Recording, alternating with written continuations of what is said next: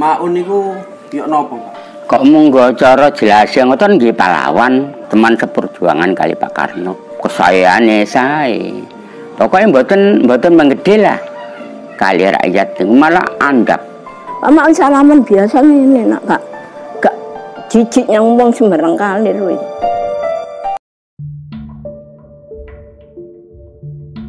Ada tokoh penting perintis kemerdekaan bangsa kita yang jarang disebut, bahkan mungkin dihilangkan dari pelajaran sejarah. Dia bernama Semaun. Pada masanya, di tahun 1920-an, dia adalah tokoh yang disegani dan juga sangat dikagumi. Berpendidikan hanya setingkat sekolah dasar, dia merupakan tokoh termuda yang diangkat jadi anggota Dewan Pimpinan Organisasi Pelopor Pergerakan Kemerdekaan, yakni Sarekat Islam Pimpinan HOS Cokroaminoto. Waktu itu, umur Semaun baru 19 tahun. Belajar dan dibesarkan di Sarekat Islam, di bawah bimbingan langsung Cokroaminoto, dan berguru bersama-sama dengan Bung Karno, Musso, Agus Salim, Kartosuwiryo dan lainnya. Semaun, yang sejak kecil tumbuh di kalangan buruh, kemudian bergeser ke paham komunis dan mendirikan Partai Komunis Indonesia di tahun 1920.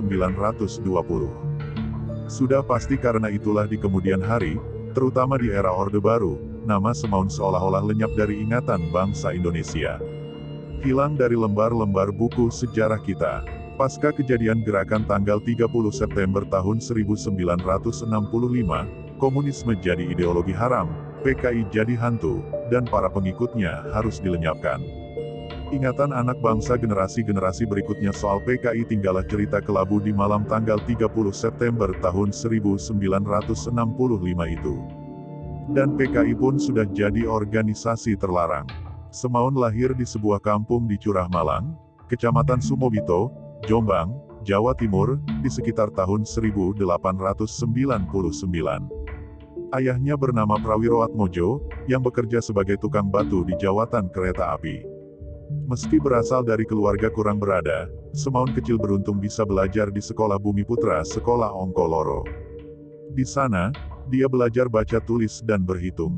Selain itu, dia juga belajar bahasa Belanda setiap sore. Tamat sekolah dasar, dia gak bisa melanjutkan ke jenjang pendidikan lebih tinggi karena faktor biaya. Akhirnya, Semaun ikut jejak ayahnya, bekerja di jawatan kereta api, Staatspoor Surabaya, sebagai juru tulis. Waktu itu, umurnya baru 13 tahun. Di usia yang masih sangat muda, Semaun sudah bergaul dengan kaum buruh dan menjadi bagian dari mereka. Maka, tak mengherankan kalau kemudian, Semaun bergabung di Serikat Buruh Kereta Api di Surabaya. Di tahun 1914, waktu umurnya sekitar 15 tahun, Semaun mulai terjun ke dunia politik. Dia bergabung dengan organisasi pergerakan Sarekat Islam di bawah pimpinan HOS Cokroaminoto yang memang bermarkas di Surabaya. Dia bergabung bersama murid-murid Cokroaminoto lainnya, seperti Musso, Kartosuwiryo, Agus Salim dan juga Soekarno, belajar pada sang guru bangsa. Di kelompok anak bimbingan Cokroaminoto ini, Semaun jadi murid yang paling rendah tingkat pendidikannya. Di tahun 1915, Semaun bertemu sosok yang bakal membawanya menempuh jalan dan paham komunis sebagai wadah pergerakannya. Orang itu adalah Hendrikus Snivliet atau populer dipanggil Henk Snivliet. Lelaki keturunan Belanda ini adalah tokoh sosialis komunis, yang aktif di Hindia Belanda maupun Belanda.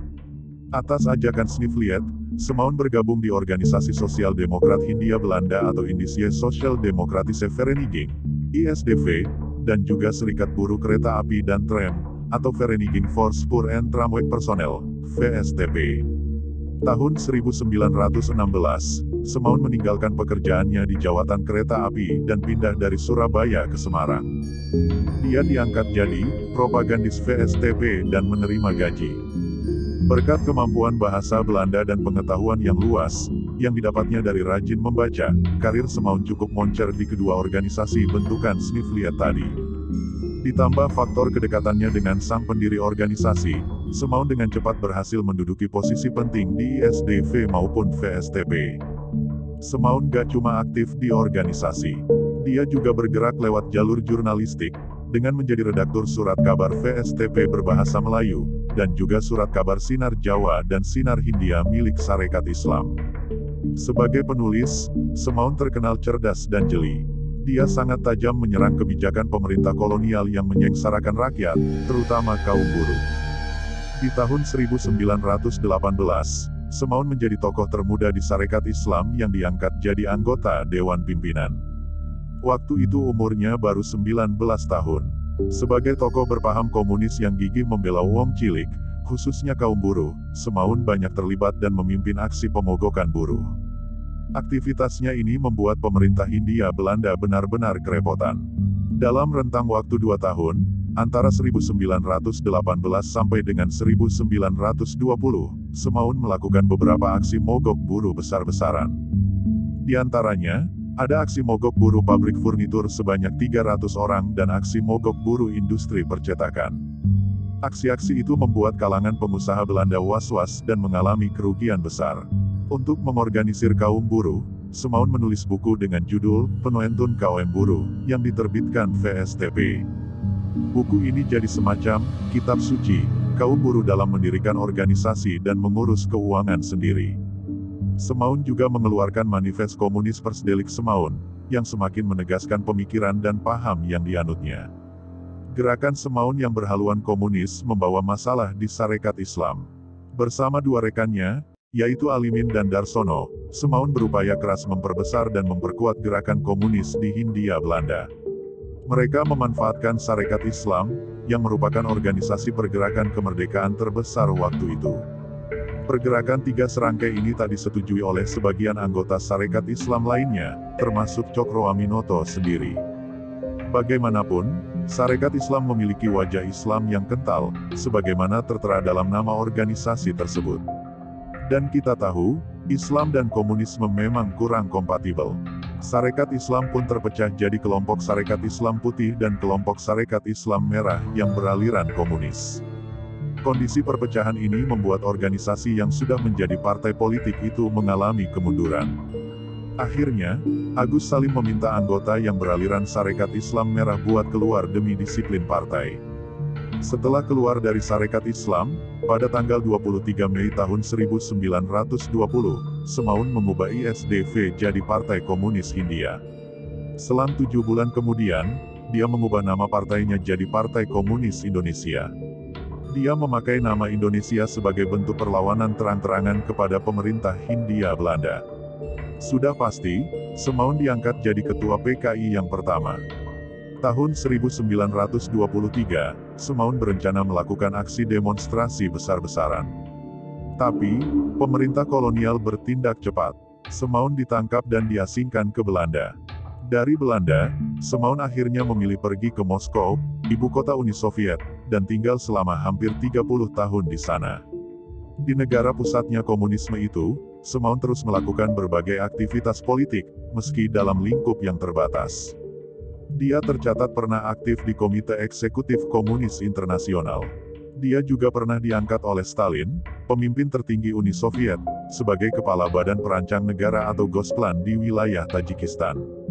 Selain kegiatan politik, Semaun juga bekerja sebagai pengajar dan penyiar bahasa Indonesia di Moskow.